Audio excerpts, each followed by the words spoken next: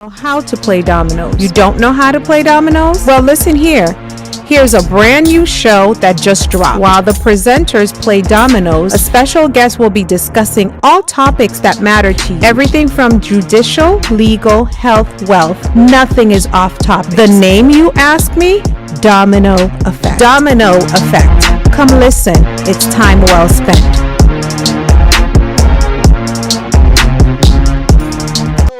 This is the Padre. You're watching Domino Effect. Today's episode, we're going to talk about rejection sensitivity. Will, what's going on? What happened this week? Snow tubing, took the kids out, snow tubing, beautiful snow. Wow, it was tough, but... What's tough? What? I had 8 inches of snow. I got 1 inch, so... You had 1 and that was tough? Hey, that was enough snow for him, so... Oh, man, come on. So, anyways, guys. All right, this is what we're going to talk about today. Rejection sensitivity. But Mark, what do we have with us today? Well, we're going to get there. There's a trend that's going on lately, and it's not new. Us as Haitian, in our culture, there's a lot of rejection, especially when it comes to men courting women. In our culture, if a guy asks a woman to go out, if the lady says no, that lady's doomed. You want to know why? Why?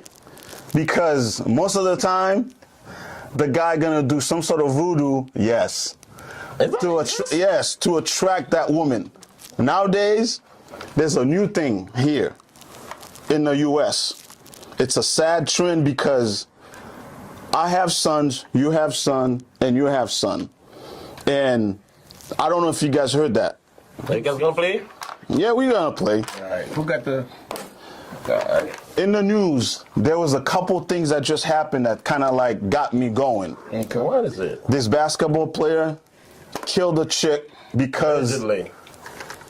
Allegedly. Yeah. That's what the news says, bro. Okay?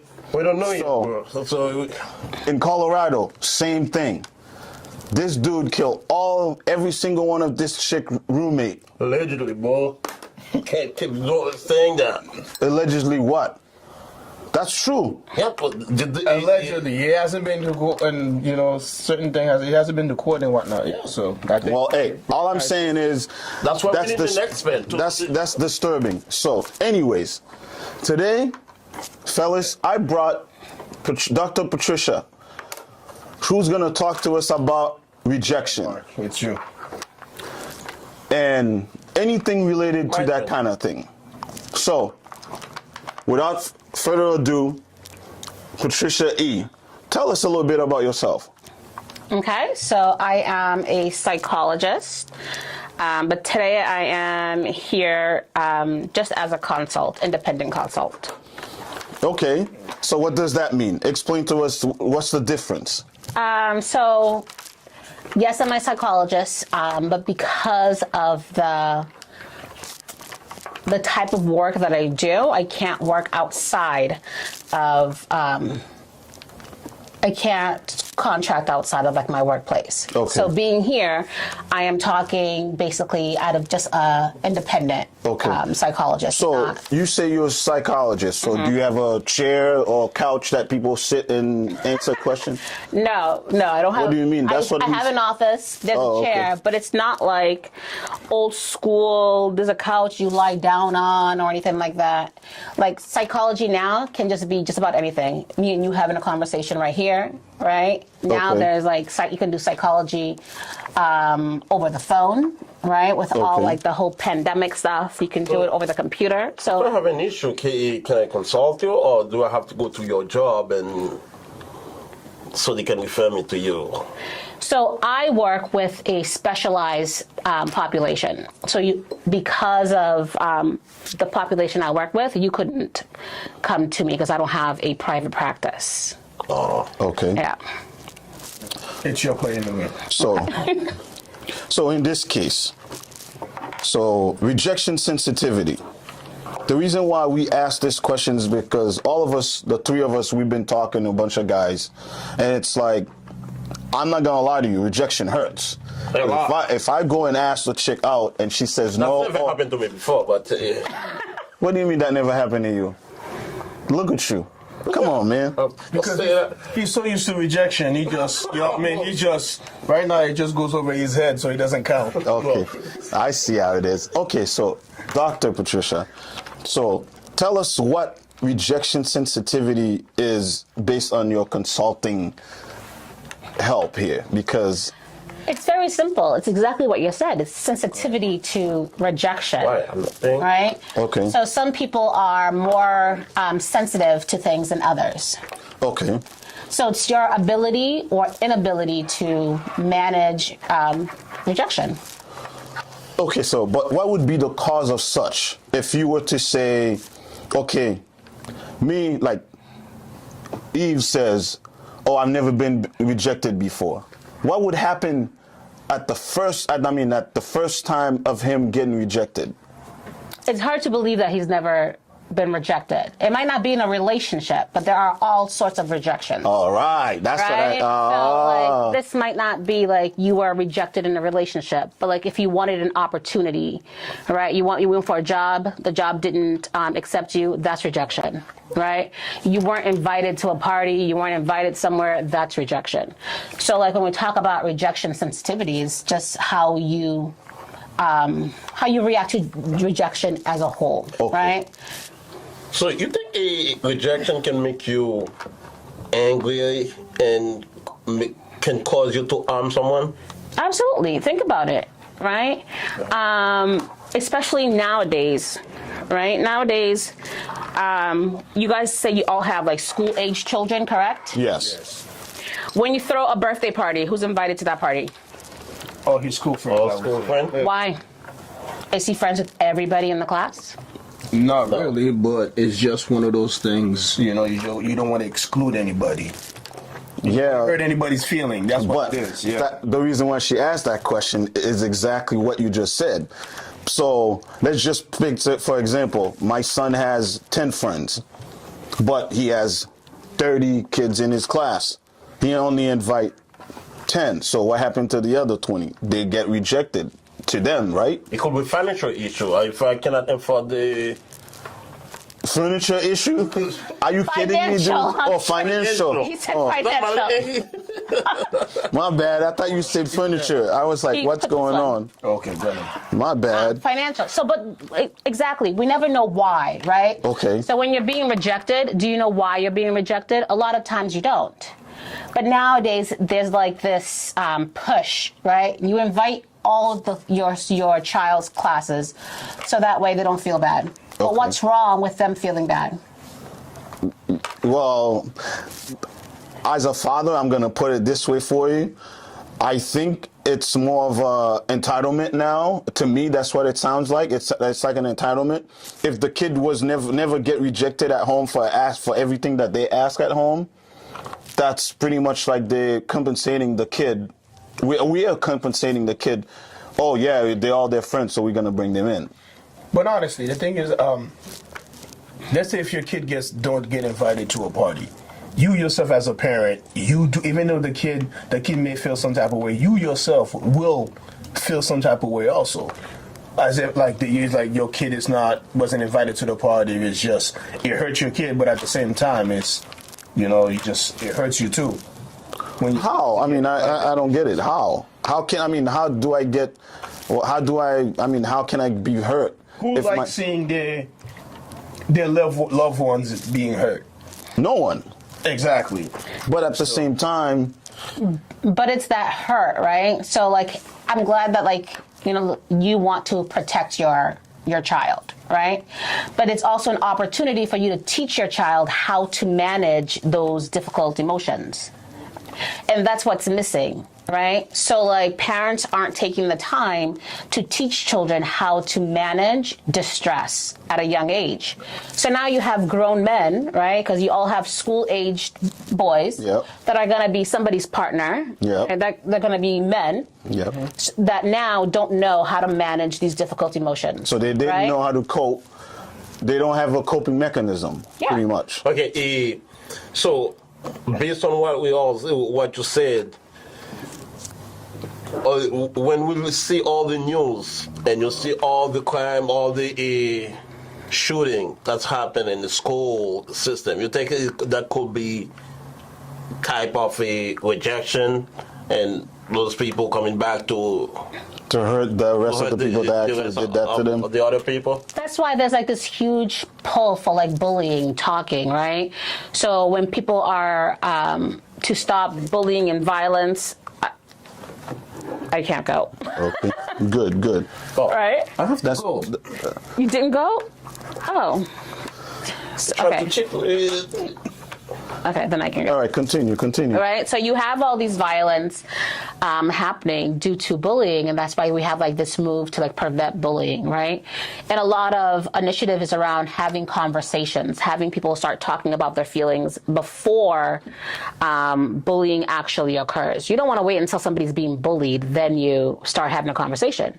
You put programs in place in advance, right? So that deters bullying.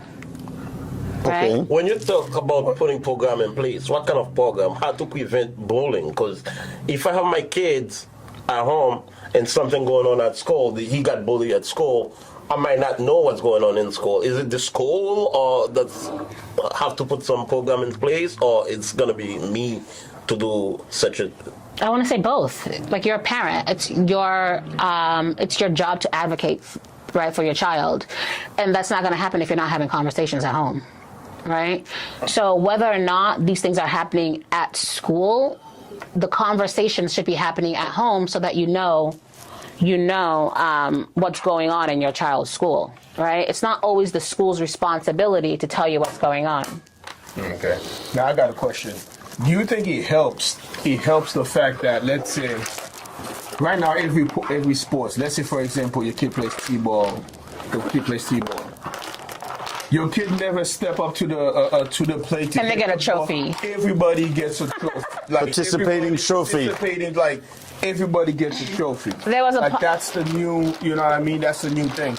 And like if you go for there's no try. A lot of now games, same thing. There's no tryout. Everybody make the team. Yeah, but How come it's fair? Do you think that's a way? That's something that they do just so To prevent rejection from that, sensitivity, I would say. To prevent rejection sensitivity, because you're not allowing the child to be rejected and learn how to cope, right? It's a way of, it's an inclusion tactic. Let's include everybody. But when we include everybody and give everybody prizes, how are they supposed to learn how to cope with distress, right? Okay, so that's the same So- thing as Exactly. being entitled. Yes. So like this piece of entitlement, like if you go back to your original question about the relationship, Yes. this increase of violence towards women, where does that come from? Right? Like women nowadays, like there's no sense of, men feel like there's an ownership, right? Yeah. Okay. There's a sense of entitlement because I should get this way, because you're used to getting your way. You grow up, you want something, you cry for it, your parent gives it to you. Yeah. You know, like you don't, I'm not pointing to him, I just naturally gesture, so I apologize. But you think about it, right? The lack of rejection, or the lack of ability to cope with like something as simple as not being invited to a party, not being part of a team, right? Yeah. Those little things, those little heartbreaks are what's setting us up for our future, right? So basically you're saying being heartbroken is a good thing for a kid. Why not? Why wouldn't it be? Okay, it's an opportunity for them to learn about themselves, learn how to deal with distress. Like I have my kid's gonna be 2, right? Okay. She throws tantrums, she starts to cry, and I look at her and I say, it's okay, you can cry. And then we move on. But in our Haitian culture, it's completely different. A lot of times, the grandparents are around, and they just basically giving up to the kid once the kids start crying. And that's the problem, right? There was like this recent article where this woman was on a train with her son, and there was a stranger eating an ice cream, and the son started throwing a tantrum, and she asked the stranger to give her son the ice cream. And I was reading it, and all I could think was the audacity of this woman. But it speaks to this entitlement that she felt like her son was entitled to this stranger's ice cream, right? Yeah. Versus allowing the child to experience that distress. How do we help adults cope with distress? Is by helping them as children. Like, it's okay. Okay. I get normalizing heartbreak, normalizing failure. Like, you don't have to be perfect. You don't have to win everything. You don't have to win everything. Everything's not going to be handed to you, and that's okay. Okay. So, in a relationship where you find either the man or the women trying to control each other, like you're in the house, it's like, you my property. What do you think it's a lack of confidence, or how you can bring that to? You're my property? Yeah. There's a lot wrong with that statement. Yeah. So I don't even know how to begin, right? No. Sorry, was it my turn? No, it's your turn. Okay. It's your turn. So we see an increase of something called intimate partner violence, IPV, right? And a lot of that is stemming from that entitlement, that sense of seeing women as property, right? So again, keeping in mind that you have school-age boys that are someday going to be someone's husband, someone's partner, right? Teaching them the value of women, that, you know, like, women aren't property. Teaching them to learn to be independent partners and relationships, and not... Because the reason why I said that, most of the crime is because the guy think I'm entitled. You mine. I can do whatever I want. If I can't have you, no one else can. You, no one can. No one can. Mm-hmm. So that's why we have so much violence. That's why we have so much violence in the society. Not only our society, but it's other community. That's why we have violence. Your turn. Yeah, go there? Yeah. Oh. All right. So you get a question? Yes. Now, when these things, so let's say this kid gets rejected, or like you were talking about the bullying thing and stuff like that, and the kid reacts, goes to the school and shoot up the school or whatnot, that type of thing. Now, is this a psychological issue with the kid, or is just because a lot of times that's the defense that they come with, that he was being bullied and psychologically this is what happened and things like that. Now it seems to be something that they use, that's being used a lot. So that's a great question, and one that I'm actually not going to answer. And the reason why I'm not going to answer it is because I never know what's in play, right? Okay. Because I don't know the individual that is, that is the perpetrator or the shooter, and what's going on with them or their history. I can't answer that, right? So they could have had psychological treatment or mental health treatment and involvement that I'm not aware of. So I'm not, so I feel like that would be negligent of me to say that it is or is not mental health, because it could be, right? And it could just be acting out behavior. But again, like, I wouldn't be able to give you a definitive answer because it varies. It depends on the person. So everything you talk about, rejection, it's a good thing. Most of people see it as a bad thing, but it could be they could have some positive aspect on the rejection. Yes, experiencing rejection, some level of rejection, is an opportunity to learn. But that's early in life, not as an adult. That's But it is as an adult as well. Too. Because listen to this, right? If I at that point as an adult, you may not feel, you know what I mean? You may feel different as an adult. But if it's something that, if you're being rejected a few times as a kid or something like that, and then they're like, oh, don't worry about it, you know, you get them next time, or don't worry about it, and like that's something you're like, okay, I can cope with it, I can move on. But as an adult, you've never been rejected, and then finally you do get rejected, you may take it differently. Okay, but like that throws my whole career out the window, right? Because if it stopped at just young adults, a lot of my clientele is adults, right? Adults also need to learn these skills or unlearn, right? There's a lot of things that as Haitians, right? Yep. We learn from our parents that we need to unlearn so we can break stuff like generational trauma and whatnot. Okay. So even as adults, there's always a need to experience different distress, different emotions, so you can learn from them. So don't you think, as an adult, some people using that aspect, that rejection, as an excuse to harm someone? Because I met some people that say I did that because when I was growing up, people reject me. I didn't get such a thing. Don't you think that it could be an excuse for people to do some harsh thing? Hurt people, right? It's that simple. Wow, I like that. So like, it's so important as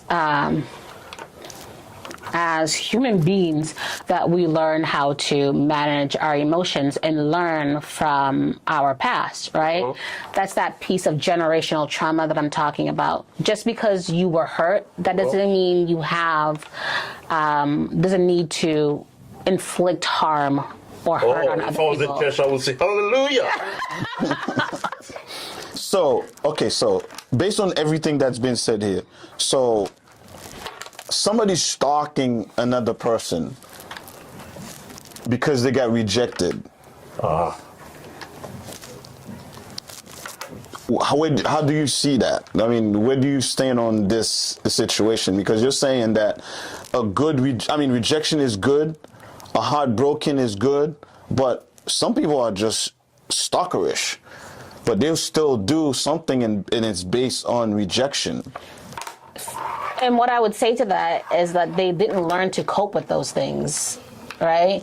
If you are taking it to the extreme that I reject you and now you're following me around or you're stalking me to the point where you want to hurt me, that means my rejection caused a reaction, an emotional reaction that you're not able to manage, Okay. right? So it's being able to manage those distressful emotions so that way if I reject you, okay, it rolls off your shoulder. Okay, yeah, it hurts one day, right? But at least you know it's not going to break you. Okay. It's that sense of it's going to either break you or it's going to be or it says something about you, and that's the harshest thing, right? People who are insecure, if they get rejected, oh, okay, well, it says something about me that she rejected me. Okay. Versus if we're already teaching children these distress tolerances and how to manage hard emotions in the beginning as children, then they know it's not about them, right? They know that they don't have to be perfect. Yeah. So an overconfident person like Eve just said, he's never been rejected, would not take that lightly then. He probably wouldn't take it lightly. If he got rejected, it probably would lead to some very strong emotions, but it depends on how he's learned to deal with that. He could feel a really hard emotions, but because his parents did an amazing job at teaching him that it's okay not to be perfect, he'd be like, that's something that he would be able to use now as an adult. Okay. Right? All right. So, do you have anything to say? No, that's it. Thank you for coming. Thank you for covering all our questions and stuff. So, All right. I want to say I really appreciate your help. They answered all those questions. And we're hoping to see you again because there's a lot of the subject we want to discuss about that. Well, thank you, Dr. Patricia. It was a pleasure having you at the end of the show. Thank you.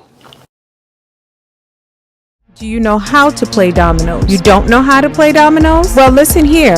Here's a brand new show that just dropped. While the presenters play dominoes, a special guest will be discussing all topics that matter to you. Everything from judicial, legal, health, wealth. Nothing is off topic. The name, you ask me? Domino Effect. Domino Effect. Come listen. It's time well spent.